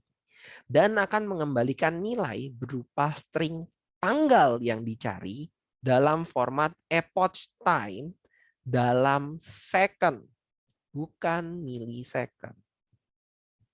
Oke. Apabila posisi tidak diberikan, maka akan mencetak semuanya dan sudah terurut berdasarkan angka epoch time-nya tersebut. Dalam string, ingat ya, sekali lagi ya dimintanya dalam string epoch time second juga. Contoh, bingung kan katanya bacanya. Asumsi nama dari array ini adalah dates misalnya. Berarti kalau saya panggil nama fungsinya adalah, oh di sini create date ya, maaf nanti akan diperbaiki ya berarti ya. Mungkin sort ya. Nanti kan saya kasih tahu pakainya mana. Create date, berarti ini sort date gitu ya. Masukin dates, koma 1, maka dia akan mengembalikan 16518024000. Maksudnya yang mana tuh? Berarti kan. Karena dia tersortir ya jadinya kan. Oke. Posisi keberapa dari yang dicari? Mungkin ya yang dicari adalah yang ini yang jadi epoch time-nya dalam second. Hasilnya adalah ini. Dates-nya yang ketiga akan mengembalikan yang ini. 3 berarti yang mana? 0, 1, 2, 3. Yang ini. Berarti hasilnya adalah ini. Kalau dates doang, nggak dikasih komanya posisi keberapa. Ya, dalam second. Ya, kalau nggak dikasih, maka dia akan mengembalikan seperti ini. Oke, urutan. Jadi diurutin dari kecil sampai gede yang mana, gitu kan? Dalam epoch time-nya. Terurut jadinya. Ascending ya, berarti ya. Dari yang terkecil sampai yang tergede. Berarti dari yang tanggalnya paling kecil, yang paling kecil yang mana tuh? Berarti yang 2019 ini sampai yang paling gede. Paling gede berarti yang 2022 ini. Gitu ceritanya. Oke, ketentuan. Kalian boleh menggunakan built-in function semaksimal mungkin. Oke, sangat diperbolehkan menggunakan logic dan looping. Jadi kalau misalnya pengen pakai logic ataupun looping, silahkan banget. Gak boleh pakai tambahan package lainnya. Siapa tahu ada yang mau pakai package moment, day, ataupun apa, gak boleh ya di sini. Bagi yang tahu aja. Dan satu lagi mungkin ada yang iseng udah baca tentang temporal, kalian tidak boleh menggunakan temporal API. Kalau ada yang nggak tahu temporal API itu apa, temporal API itu adalah salah satu RFC ya, salah satu format JavaScript yang akan menggantikan date, mempermudah kita dalam memanipulasi date nantinya. Tapi masih ini ya, masih RFC ya. masih eksperimental jatuhnya gitu.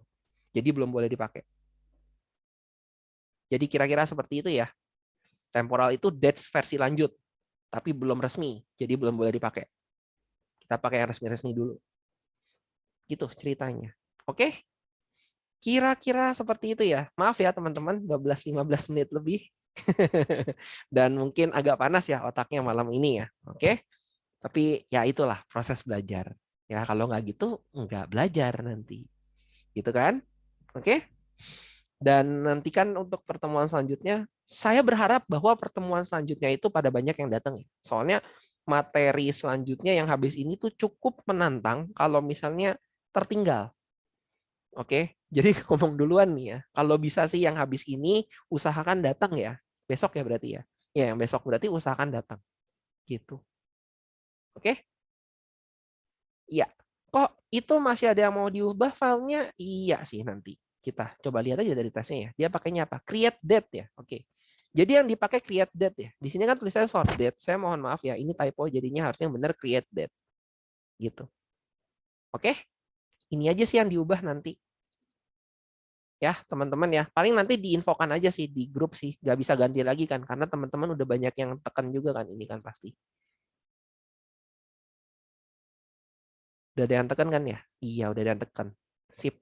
Udah 50 orang yang tekan. Jadi saya nanti umumin aja kalau gitu. Oke. Sekali lagi terima kasih udah datang di malam hari ini ya. Mohon maaf ya, materinya memang agak padat. Kita memang udah habis ini udah harus ngegas gitu ya. Materi kita udah mulai padat terus gitu. Sampai React pun nanti akan padat. Jadi gak apa ininya pelan-pelannya udah habis ya. Udah mulai harus ngegas kita habis ini. Oke, terima kasih udah datang di pertemuan kita malam hari ini. Semoga dapat pembelajarannya ya. Dan satu lagi, closure itu bagi teman-teman yang udah interview pasti tahu, itu sering banget ditanyain, sering banget diisengin gitu. Itu nggak bohong. Semoga bisa belajarin itu. Oke, kalau gitu kita tutup dulu pertemuan kita malam hari ini. Terima kasih semuanya. Yuk, bye-bye. Stop recording ya. Thank you, Kak.